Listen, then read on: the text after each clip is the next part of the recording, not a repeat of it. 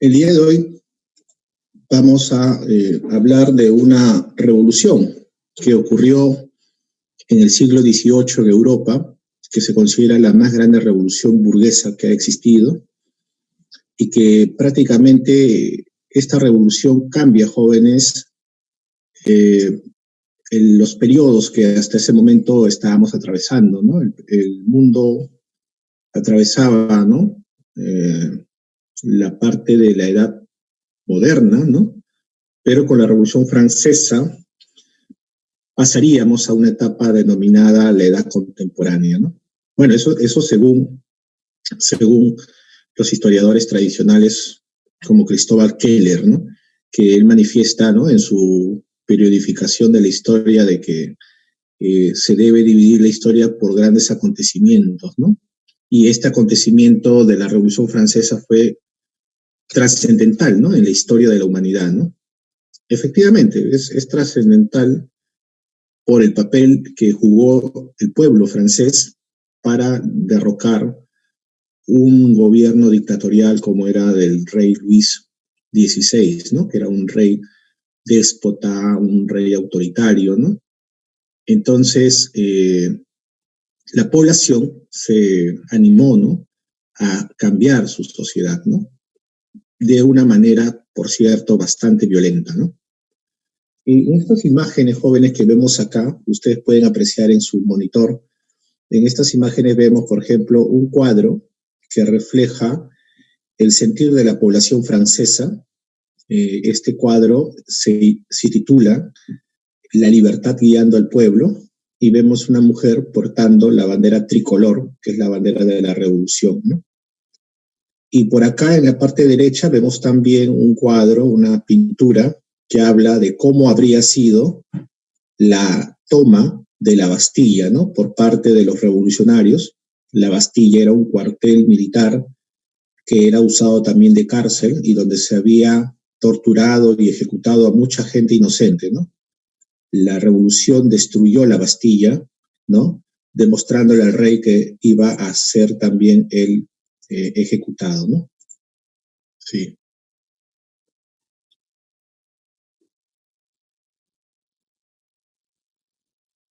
A ver, en el caso de Sandra me pregunta, profesor, los que estaban conformados en la burguesía eran del pueblo o eran de la nobleza. Ya, la burguesía, señorita Sandra, la burguesía está en los sectores populares, es decir, hay tres sectores. Hay un sector que se llama el clero, otro sector que se llama la nobleza y un tercer sector que se llama el estado llano.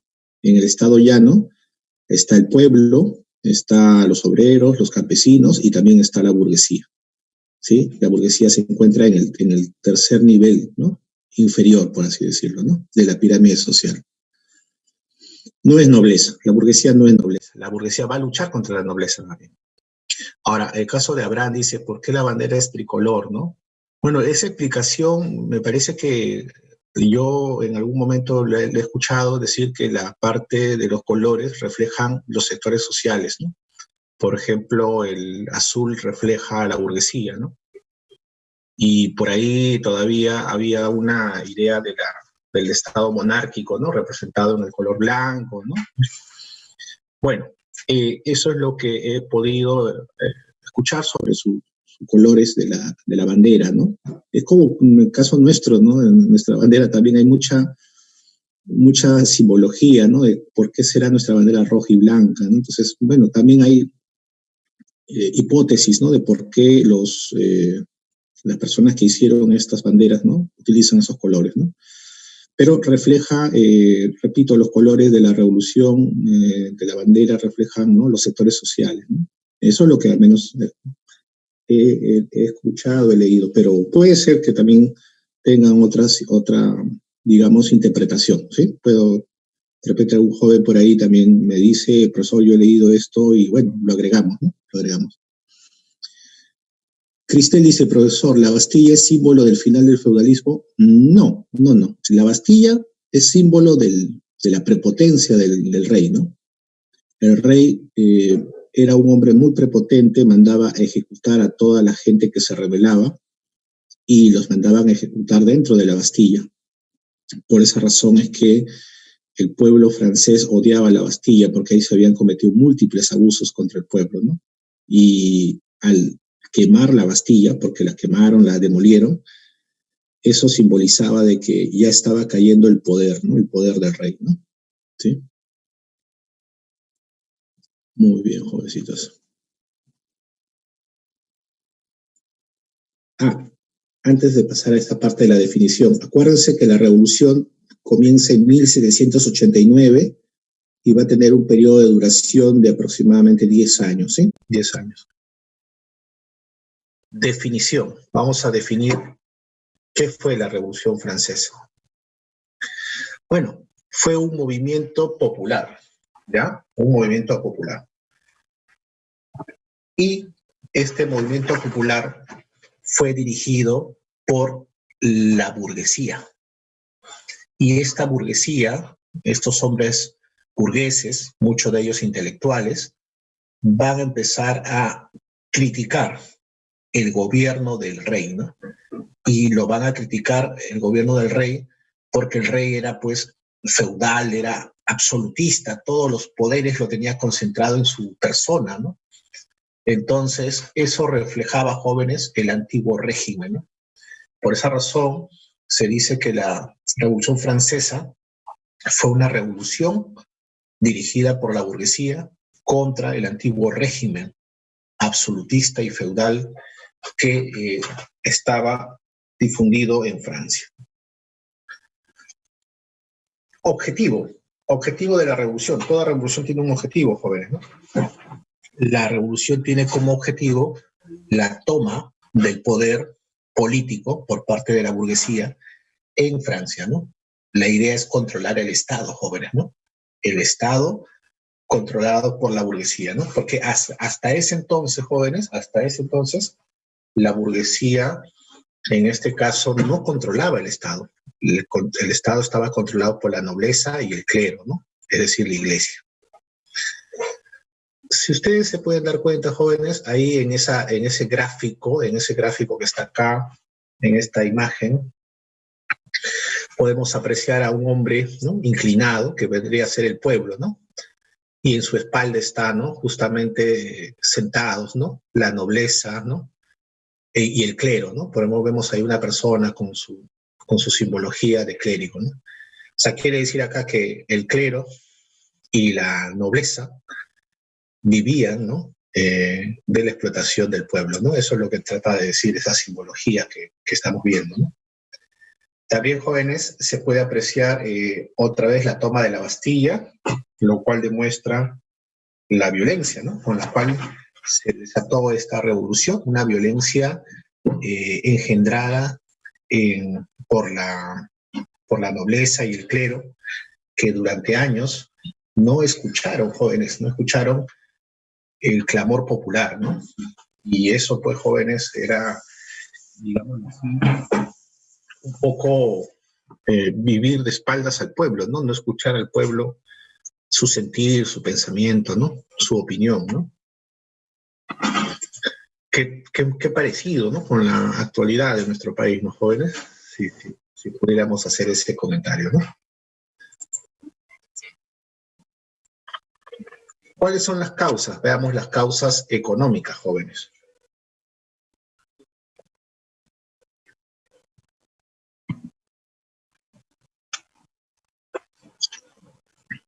Francia, jóvenes, Francia se encontraba en crisis en ese contexto.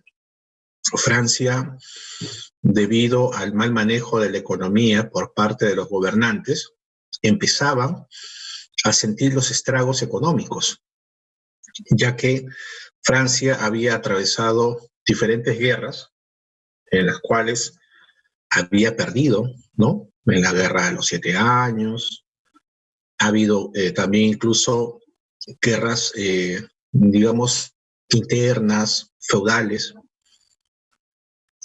Y todo eso, jóvenes, aparte de las guerras también, la nobleza empezaba, en este caso, a despilfarrar el poco dinero que tenían las arcas del Estado, ¿no? El Estado cobraba impuestos, el Estado explotaba a la población y entonces el Estado era muy rico. Y aprovechando de esa riqueza, la nobleza y el clero empezaban a construir, pues, ¿no? Grandes palacios, grandes templos, ¿no? Con el dinero del pueblo, ¿no? Habían monasterios enormes, iglesias enormes, ¿no? Y también palacios, ¿no? Impresionantes, ¿no?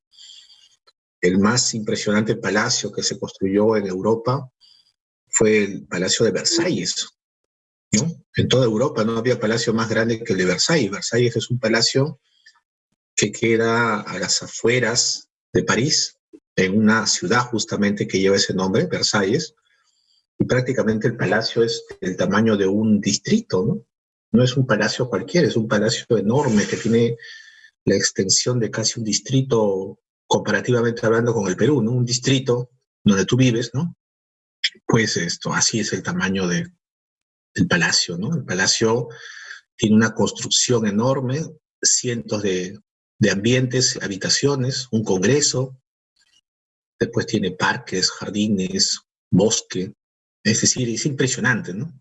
Pero está a las afueras de París ese palacio, cosa que así el rey no escuchaba las protestas que habían en París, ¿no? Y en otras ciudades del campo, ¿no? No escuchaba, él estaba en su palacio, con su familia, viviendo de lujos, pero no sentía la crisis, ¿no? Que atravesaba Francia en ese contexto, ¿no? Y peor aún, jóvenes, incrementó la crisis cuando en 1788 hubo un gran problema climático en Europa, ¿no? En el cual atravesaron un crudo invierno y se perdieron muchas cosechas de trigo. Eh, Debemos de saber, jóvenes, que la principal fuente de alimentación de los europeos franceses es el trigo. Justamente ellos consumen bastante trigo. Y el trigo obviamente expresado en productos como el pan, ¿no? Entonces el pan empezó a escasear, jóvenes, ¿no? Y de repente tú dirás, profesor, pero ¿eso qué tiene que ver con la causa, no? Es que tengan en cuenta, jóvenes, que el principal alimento que consumían los franceses en esa época, y creo que hasta ahora lo siguen haciendo, es el pan. Consumen bastante este producto. Y empezó pues a escasear esto en todo Francia, ¿no? Y entonces la gente pasó hambruna, no tenía que comer, ¿no? Y eso también exacerbó a la población salía a protestar justamente por la escasez de alimentos, ¿no? Por eso dice ahí el término hambruna también, ¿no? O sea, no solamente había despilfarro, jóvenes, sino también había hambruna, ¿no? La gente estaba desesperada, ¿no? Miren, miren las diferencias sociales que había en ese momento. La sociedad francesa era una sociedad estamental. ¿Qué quiere decir eso, jóvenes?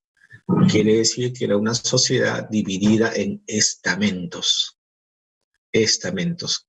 Estaba el primer estamento o estado, puedes decirle de cualquiera de esas dos maneras, ¿no?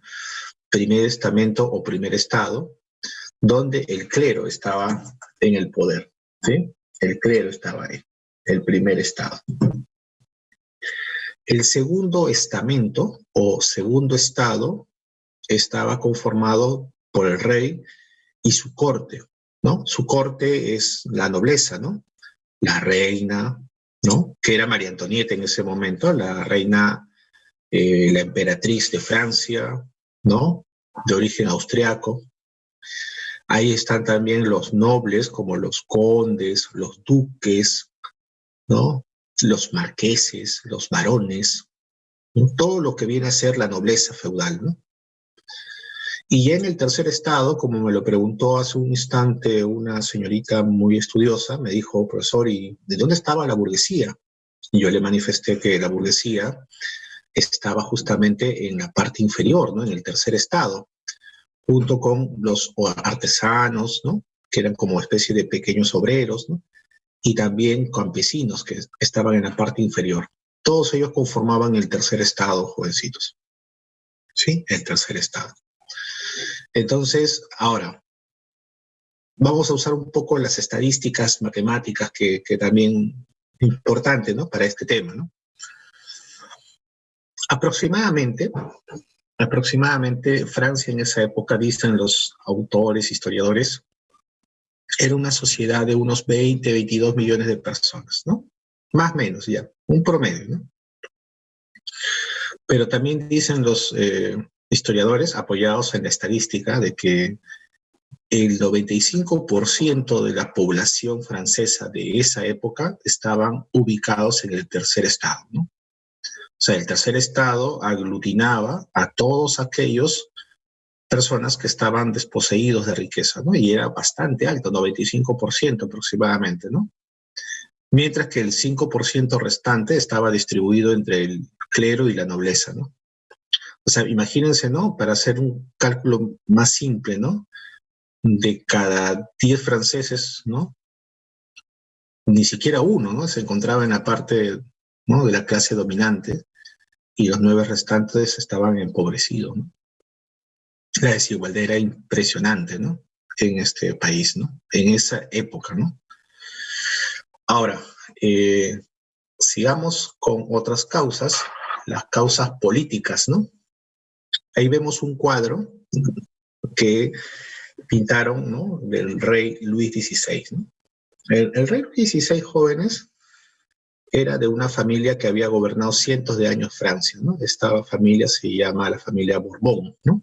Acuérdate que la clase pasada hicimos las reformas borbónicas, ¿no? Entonces, los Borbones, ¿no? Los Borbones han gobernado muchos años Francia. Y estos Borbones han gobernado ese país en la más absoluta, digamos, drasticidad, ¿no? Son una dinastía que pues controlaba todos los poderes del Estado y era una dinastía absolutista, déspota, que no hacía caso al sentir popular, ¿no? Todo eso tenía en particular la dinastía Borbón, ¿no? Entonces, esta dinastía Borbón, jóvenes, era pues sin duda una dinastía muy odiada por el pueblo, ¿no? Y esta dinastía había excluido del gobierno a la burguesía, ¿no? A los empresarios que habían en Francia, ¿no? Los había excluido, ¿no? Y también en este grupo, jóvenes, está un grupo llamado la pequeña burguesía, ¿no? Así como hay una gran burguesía, que son los empresarios, también hay una pequeña burguesía. Y esta pequeña burguesía, jovencitos, son los intelectuales, ¿no? Intelectuales como los, llamémoslo así, intelectuales como los profesionales, ¿no? Por ejemplo, en esta época hay abogados, hay médicos, hay periodistas, ¿no?, que se van a sumar a la revolución, van a decir, también queremos rebelarnos contra el rey, ¿no?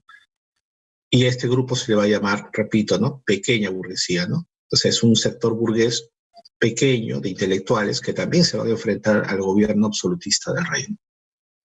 Entonces, jóvenes, el rey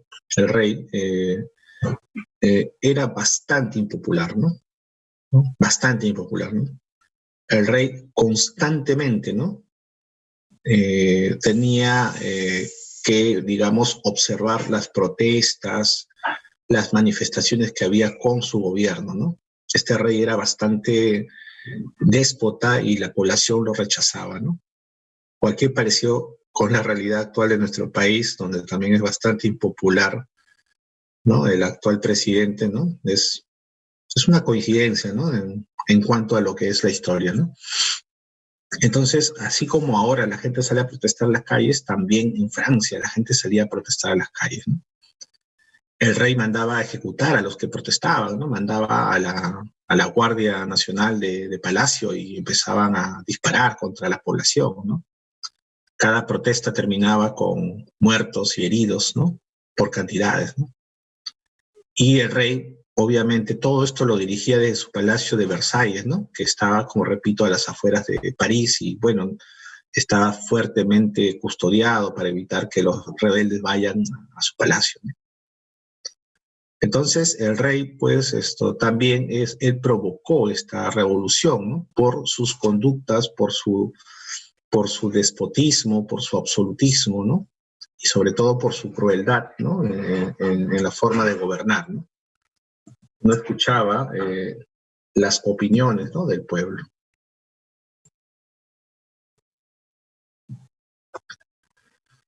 Bueno, ahí vemos la nobleza cortesana, ¿no? La nobleza cortesana quiere decir los duques, los condes, ¿no? Que para ellos, pues, no había pobreza, no había escasez de alimentos, ¿no? Todos los días hacían fiestas, banquetes, ¿no? Comían en exceso, ¿no? Mientras que el pueblo no conseguía pan, ¿no? Y ahí encontramos también a la reina, ¿no?, María Antonieta de Austria, ¿no?, esposa del rey Luis XVI. Cuando María Antonieta tenía 14 años, ¿no?, su familia la casó con el príncipe, en este caso Luis de Francia, para unir el reino de Francia y Austria. Y de esa manera, jóvenes, hacer una alianza política entre estos dos gobiernos, ¿no? Su matrimonio fue concertado con esa intención, ¿no?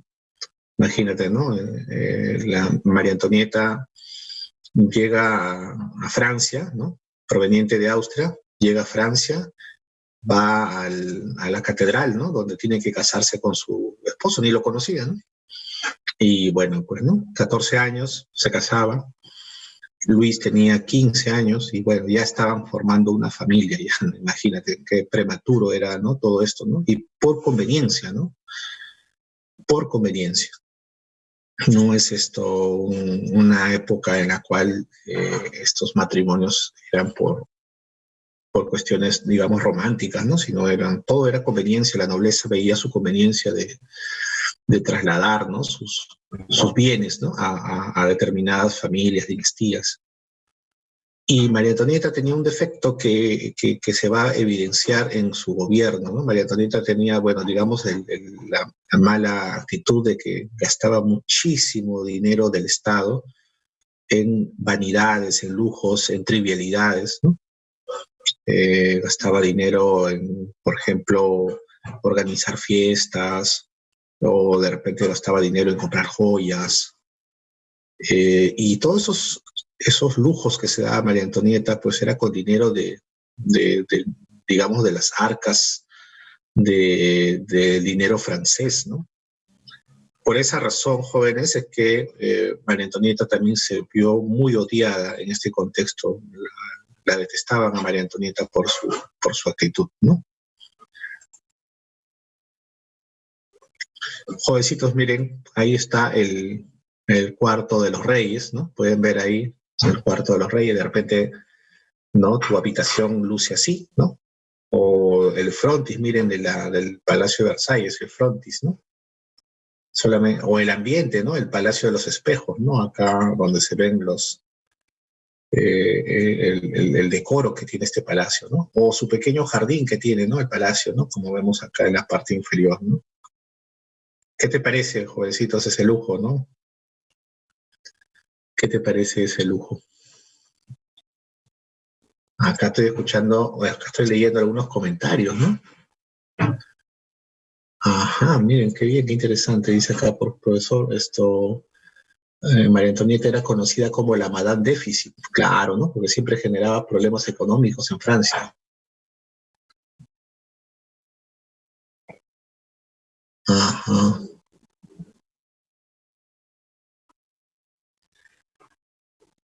qué interesante, joven, sí, claro, hay una opinión sobre acá, ¿no? Todos los lujos que empezaba a tener la familia, ¿no? Y bueno, creo que la señora María Antonieta, ¿no?, la reina de Francia, también ignoraba, ¿no?, el problema de la población, ¿no? Ignoraba que la población no tenía ni siquiera para un pedazo de pan, ¿no? Entonces, de ahí que cada vez que había una protesta, aparentemente María Antonieta mandaba a los que rebelaran, a los que se rebelaban, decía, bueno, pero váyanse a comer, pues, ¿no? Coman, ¿no? Ahí hay abundancia de comida, ¿no? Y creo que por ahí unos jóvenes han escuchado una frase, ¿no?, que dice que María Antonieta habría dicho, ¿no? Coman pastel, ¿no? Bueno, esa es son frases, ¿no?, anecdóticas, ¿no? No, la verdad si lo habrá dicho o no lo habrá dicho, pero lo cierto es que ella no conocía la hambruna del pueblo, no conocía que el pueblo estaba padeciendo por no tener alimentos, ¿no? Y soltó una expresión bastante incómoda, ¿no? Ayer, por ejemplo, jóvenes, ayer, sí, si no me equivoco, le preguntan a los que ahorita están en el gobierno, le preguntan qué piensan de las protestas de los ciudadanos y dicen, no, los ciudadanos han salido 20, 30 personas a protestar a las calles, ¿no? Son unos cuantos nada más, ¿no? Y miren cómo no, ningunean, ¿no? Los que están ahorita en el poder ningunean las protestas sociales, que no son 20, ni son 200, ni 300, ¿no? Ayer han protestado miles en Lima, en Arequipa, en Cusco, en Tumbes, en diferentes partes del Perú, en distritos, acá en Lima también han protestado en diferentes distritos, ¿no? De la capital. Entonces, eso es un poco darnos a entender, jóvenes, cómo cuando los gobernantes viven de espaldas al pueblo, esto genera que el pueblo se irrite más, que se moleste más, ¿no? ¿No? Y la gente está indignada, ¿no? En el Perú, por ejemplo, de que igual también, ¿no? Los gobernantes viven en lujos extremos, mientras que el pueblo hemos pasado la peor crisis de la historia del Perú con esto de la pandemia, ¿no? Y el mal manejo de los políticos, ¿no?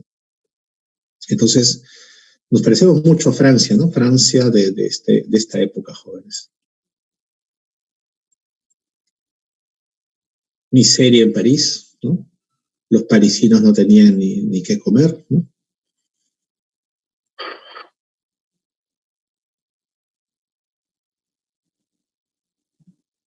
Cuadros de la época, jóvenes, cuadros de la época que reflejan la miseria que vivía Francia, ¿no? En 1788 hubo un crudo invierno y una sequía, lo que agudizó el hambre en Francia, ¿no? Lo que les había contado, ¿no? La crisis agrícola de 1788. Ajá, acá quería llegar, jovencitos. Quería llegar a la ilustración. Quería llegar a la ilustración. ¿Ya?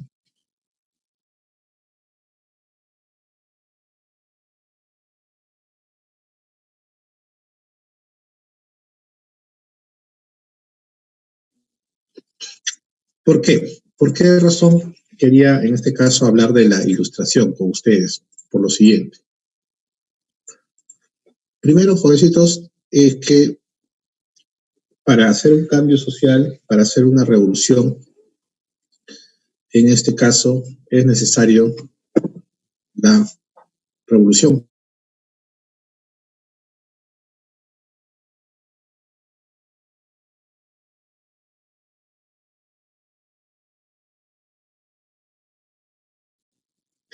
Ya. Entonces, toda revolución, jóvenes, en el mundo se ha dado utilizando una ideología, ¿ya? Una ideología, un pensamiento. Entonces, el pensamiento que va a guiar la revolución, el pensamiento que va a guiar la revolución es justamente llamado la ilustración, ¿no? ¿Y qué es la ilustración? Ah, pues la ilustración es una ideología que la burguesía va a asumir como una ideología revolucionaria que utilizaba el espíritu racional, el espíritu crítico, ¿no? Criticaban el antiguo régimen feudal que existía en Francia. Te pongo ejemplos, ¿no? De cómo la ilustración hacía sus críticas, ¿no? Por ejemplo, en Francia, antes de la revolución, se decía que los reyes gobernaban porque eso era un designio divino, ¿sí? Había libros que incluso decían de que el rey tenía un origen divino, ¿no? Él había sido designado por Dios para gobernar, ¿no? Entonces, habían obras literarias que hablaban, ¿no? Del origen divino del rey, ¿no? ¿Y por qué el rey tenía que ser absolutista? Porque esa era la forma de dominar al pueblo, ¿no? El pueblo, si no los dominas de esa manera, pues el pueblo puede rebelarse, decían estos libros, ¿no? Entonces, ¿qué hicieron los ilustrados? Los ilustrados criticaron eso, ¿no? y empezaron a cuestionar y decir, ¿y cómo es posible que el poder venga de Dios, ¿no? Dios, ¿cómo así los ha seleccionado, ¿no? A estas personas para gobernar? Entonces empezaban a razonar y a decir, ¿no? Que el poder no viene de Dios, ¿no? El poder viene del pueblo, ¿no? El pueblo decide, ¿no? En este caso, quién gobierna, quién no gobierna, ¿no? ¿No? Y otra cosa más también, ¿no? No se puede pensar de que porque el rey viene, ¿no? Predestinado, ¿no? Para gobernar, él tiene que trasladar, ¿no?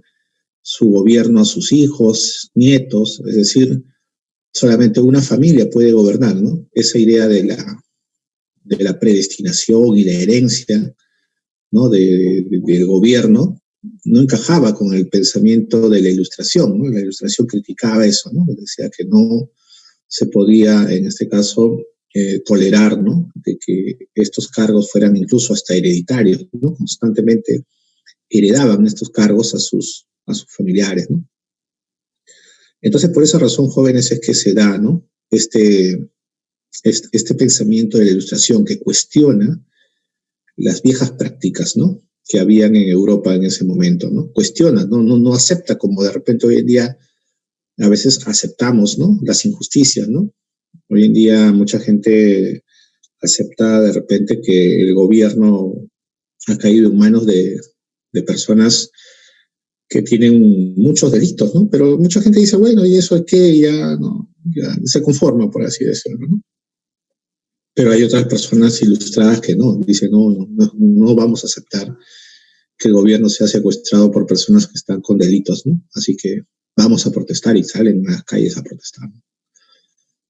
Creo yo que la Ilustración es una ideología que motivó a la gente a protestar porque era una ideología, en este caso, que va a cuestionar el orden que había en ese momento, ¿no? Ahora, jóvenes, la Ilustración es una ideología que cuestiona la anterior ideología que gobernaba el mundo, ¿no? Que era la ideología de la escolástica, ¿no? O sea, la ideología religiosa, ¿no? Todo se explicaba a través de la religión, ¿no? La Ilustración cuestiona, ¿no? Ese tipo de pensamiento y dice, no se debe imponer la razón, ¿no? Sobre los dogmas religiosos, ¿no? Entonces, sin duda, el papel que juega la Ilustración es muy importante, ¿no? Pero no, acá me preguntan, ¿no? En el chat me dicen, profesor, pero la Ilustración es el fin del feudalismo. No, la Ilustración, no, la Ilustración es una razón por la cual se dio la Revolución Francesa, porque la pequeña burguesía en Francia se vio motivada por esta ideología que cuestionaba, repito, ¿no? La forma antigua de gobierno, ¿no? Y al motivarse la población, pues la población va a salir a protestar a las calles, ¿no? Y esto desencadenó una revolución nunca antes vista en el mundo, ¿no? Pero es una ideología que aporta, ¿no? En la historia de Francia, ¿no? No es que haya puesto la ideología de la Ilustración punto final al feudalismo, no es así. El feudalismo es un sistema, ¿no? Que ha sido desplazado por otro que es actualmente el capitalismo, ¿no? Y no coincide con lo que se manifiesta en la pregunta. Mark dice por acá, profesor, si se hubiera realizado alguna reforma económica, ¿hubiera servido de algo?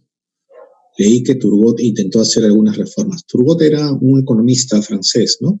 Justamente Turgot y Necker, dos economistas franceses, intentaron corregir los problemas que habían en Francia. Sin embargo, la crisis era tan grave, jóvenes, que a pesar de sus reformas económicas, igual, ¿no? Se desató la revolución. Así que de nada valían las reformas que hacía el gobierno porque no iba el problema de fondo, ¿no? El problema del fondo era que el sistema ya no daba para más, ¿no? El sistema feudal francés ya no daba para más, ¿no?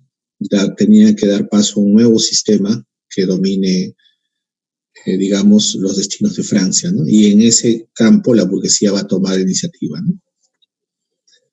Vamos a explicar cada uno de estos filósofos, ¿no? Cada uno de estos maestros educadores en Francia que van a ser los que motiven al pueblo con sus obras, motiven al pueblo para hacer una revolución. Está, por ejemplo, ahí Voltaire, que hizo varias publicaciones. Una de esas publicaciones se llamó Carta a los ingleses, donde Voltaire exhorta a las personas, a los intelectuales en Francia, los exhorta a que puedan, en este caso, variar el gobierno que había en ese entonces era una monarquía absoluta, y variarlo a ser una monarquía constitucional, es decir, que siga el rey gobernando, pero que también se apoye en un parlamento, ¿no? Como era Inglaterra justamente, ¿no? En ese momento, ¿no? Entonces Voltaire, en su carta a los ingleses, criticó el papel que estaba jugando la realeza y el clero en Francia y propuso que Francia dejara de ser una monarquía absoluta y pasara a ser una monarquía constitucional, donde el Congreso, el Parlamento tenga voz y voto en Francia, ¿no? Esa era su propuesta de Voltaire, ¿no? Invocando a que se utilice un modelo inglés, ¿no? La monarquía constitucional, ¿no? En los países que existe monarquía constitucional, jóvenes, el rey puede reinar, pero no gobernar. Es decir, el rey ya no puede dirigir los destinos de un país, solamente puede decidir los destinos de su monarquía, puede decidir los destinos de su familia, pero no de un país, ¿no? Ese es el caso de Inglaterra, por ejemplo, ¿no? Donde hay reyes, pero los reyes ya no tienen decisiones políticas, ¿no? Eso quería Voltaire para Francia, una monarquía constitucional, jóvenes. Está también Montesquieu. Montesquieu tuvo un papel protagónico en esta revolución. Yo recuerdo que han preguntado, han hecho preguntas de Montesquieu en los exámenes de admisión en dos oportunidades, ¿no? Uno, cuál era la obra de Montesquieu, y otro, de qué hablaba esta obra, ¿no? Porque su obra máxima es el espíritu de las leyes. Montesquieu argumentaba, jóvenes, de que mucho poder, ¿no? Reunido, ¿no? Mucho poder reunido en una sola persona genera dictadura, genera, ¿no? En este caso, absolutismo, ¿no? Y eso es malo, decía, ¿no? Montesquieu propone que el poder absoluto deje de existir y más bien se divida en poderes de un grupo que se dedique al gobierno,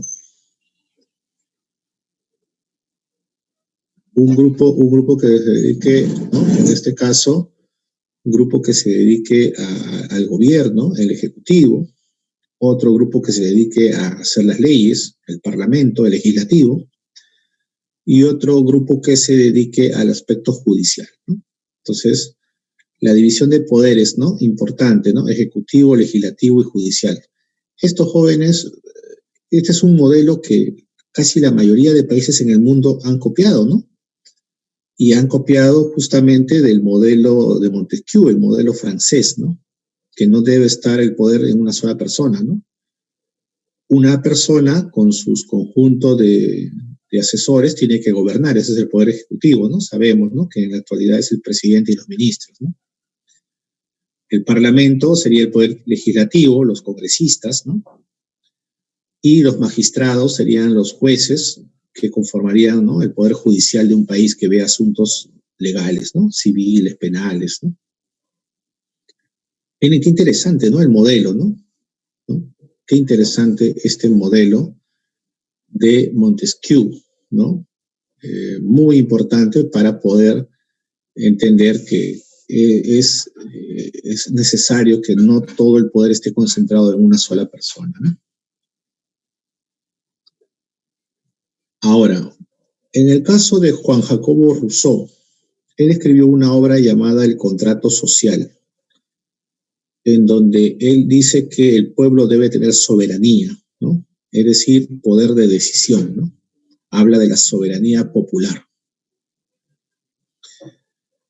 Ahora, sí hay teorías, bueno, él manifiesta en sus obras él manifiesta eso, ¿no? Una, digamos, idea de que los seres humanos, ¿no? Nace, en este caso, digamos, puros, limpios en el aspecto, digámoslo así, ideológico, ¿no? Pero con el pasar del tiempo, ¿no? Y el crecimiento, ¿no? De las personas, van corrompiéndose, van corrompiéndose eh, producto de una sociedad que, digámoslo así, contamine, ¿no? Ajá.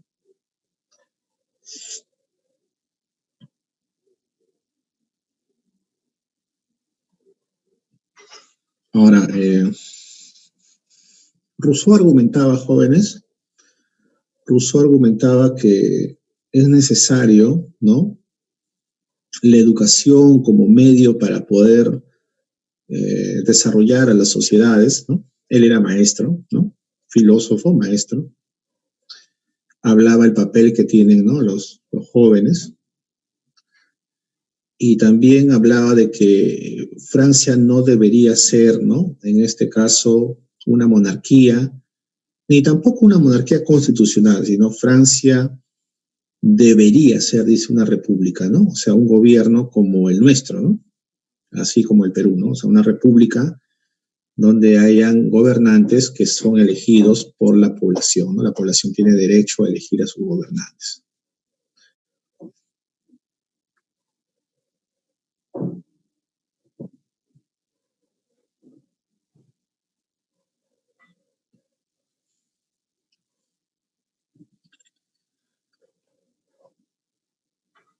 Sandra, ¿a qué se refiere con la soberanía popular? Dice Sandra. Soberanía popular quiere decir, Sandra, que el pueblo tiene decisiones, ¿no? Que puede tomar decisiones, ¿no? O sea, que al pueblo no le puedes imponer un gobernante, ¿no? Sino que el pueblo también puede tomar una decisión. Por ejemplo, el pueblo puede ir a votar por un candidato, el pueblo puede salir a protestar a las calles para rechazar un gobierno. Entonces, el pueblo también tiene soberanía, también tiene libertad de expresarse. Eso quiere decir la soberanía popular, Rousseau. Y bueno, esa es la respuesta, Sandra. Y con respecto a lo otro, ¿no? En este caso, que estábamos conversando hace un rato sobre Rousseau, sobre la teoría del buen salvaje, él menciona que los seres humanos en estado, digamos, recién iniciados, recién el ser humano, ¿no? Como él diría, ¿no? Nace bueno, ¿no? Nace bueno, nace, en este caso, sin malicia, ¿no? Pero que la sociedad, ¿no? La civilización va corrompiendo ello, ¿no? Entonces, cuando una persona nace sin malicia, sin problemas, ¿no? Rousseau toma en cuenta a las poblaciones nativas, ¿no? Las poblaciones nativas que, por ejemplo, existían en América, ¿no? Y que no tenían contacto con la civilización europea, ¿no? Y dicen que eran buenas personas, ¿no? Salvajes, pero buenas personas, ¿no? Por eso sale esa teoría del buen salvaje, ¿no? O sea, un hombre salvaje, entre comillas, sería pues un hombre noble, sin maldad, ¿no? Pero en cambio, cuando vive en una sociedad, ¿no? En una civilización, ya está corrompido, ¿no? Por las cuestiones, digamos, de la avaricia, de la corrupción y todo ello, ¿no? Bueno, finalmente, jóvenes, en la ilustración también encontramos la participación de Diderot, Diderot junto con el apoyo de D'Alembert. Ambos van a establecer, van a recopilar todos los conocimientos, van a recopilar todos los conocimientos de esa época en una publicación que va a llamarse la Enciclopedia, jóvenes, ¿sí? La Enciclopedia. Así se llamó a esta, digamos, obra que reúne todos los conocimientos de ciencia, de letras, de derecho, ¿no? Que estos intelectuales recopilaron, ¿no? Entonces, ¿por qué es importante esta publicación de la enciclopedia? Es importante, jóvenes, porque el conocimiento pues no está disperso, no está reunido, está condensado en una obra, cosa que muchos intelectuales pueden, ¿no? observar dicha obra y pueden leerlo y pueden culturizarse y pueden reflexionar, ¿no? ¿No? Es como ahora, ¿no? De repente tú quieres, ¿no? Conocer algo, ¿no? Entonces, inmediatamente entras ¿no? a Google y empiezas a navegar, ¿no? Ya, algo así para los franceses cumplía su papel la enciclopedia en esa época, en el siglo XVIII, ¿no? También era una obra que servía para nutrir de conocimientos a los intelectuales de esa época, ¿no? Entonces, ese es el aporte de Diderot, ¿no? Y d'Alembert. Bueno, imagínate entonces que estos intelectuales aportaron con su pensamiento a que la población se rebele, ¿no? Repito, porque Voltaire criticó el papel que cumplía la nobleza, ¿no? Montesquieu habla de dividir los poderes, Rousseau habla de la soberanía popular, el pueblo tiene poder de decisión. Diderot, d'Alembert difunden la cultura, el conocimiento a través de la enciclopedia, ¿no? Estas son las causas de, en este caso, lo que vendría a ser, jóvenes, la Revolución Francesa, justamente, ¿no? Ahora, por ejemplo, hoy en día, ¿no? Hoy en día, ¿por qué razón se manifiestan en las calles muchas personas, principalmente, ¿no? Jóvenes, ¿no? He visto de todas las edades, pero principalmente jóvenes se manifiestan hoy en día en las calles, ¿no? Bueno, esto tiene una explicación también, ¿no? Hay un sector que hoy en día, gracias a la educación, ¿no? Gracias también a la difusión de las redes y todo ello, hoy en día hay un sector social bastante nutrido en conocimientos, actualizado, ¿no? Que es la juventud, ¿no? Entonces la juventud ha logrado de alguna forma, jóvenes, transmitir conocimientos, ¿no? A través de las redes, conocer un poco más de repente de la política corrupta que hay en la actualidad. Entonces están mucho más proclives a reclamar, a protestar, ¿no? ¿No? Es un sector intelectual. Muchos chicos incluso han tenido que dejar la universidad por los problemas económicos que ha generado el país, ¿no? Que tiene el país y que, bueno, critica también a esta clase política que ellos prácticamente no les importa los problemas económicos, más bien lo que buscan es adueñarse, ¿no? De nuestro país. Entonces, por eso es que los sectores intelectuales hoy en día están saliendo a protestar masivamente a las calles, ¿no? Eso explica un poco cómo la ilustración, ¿no? Influye, ¿no? Influye bastante en lo que viene a ser los cambios sociales, jóvenes, los cambios sociales en el mundo, ¿no? Eso es cómo influye lo que vendría a ser este pensamiento, ¿no? Este pensamiento de querer cambiar la sociedad.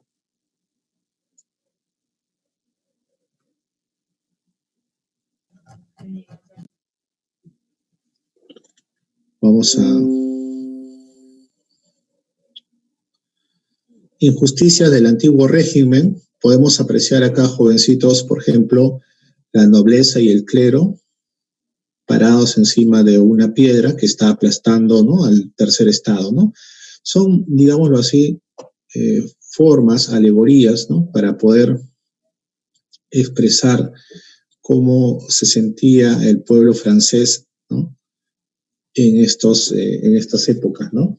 Y, por ejemplo, jóvenes, ustedes pueden apreciar ahí, ¿no? Que las caricaturas o también, en este caso, los dibujos expresan, ¿no? Un sentir de la población.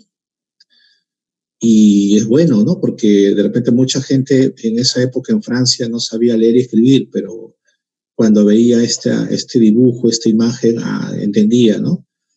Con esta imagen la simbología, ¿no? Que había detrás, ¿no?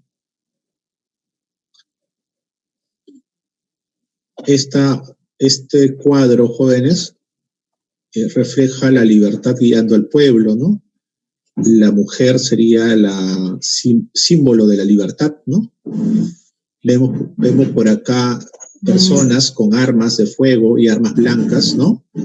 Corriendo siguiendo a la libertad, ¿no? Porque la libertad es la guía, ¿no?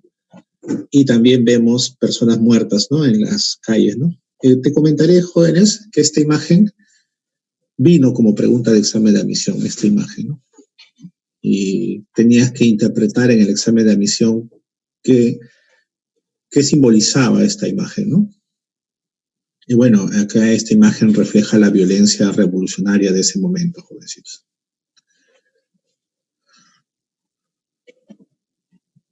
Bien, vamos a ver.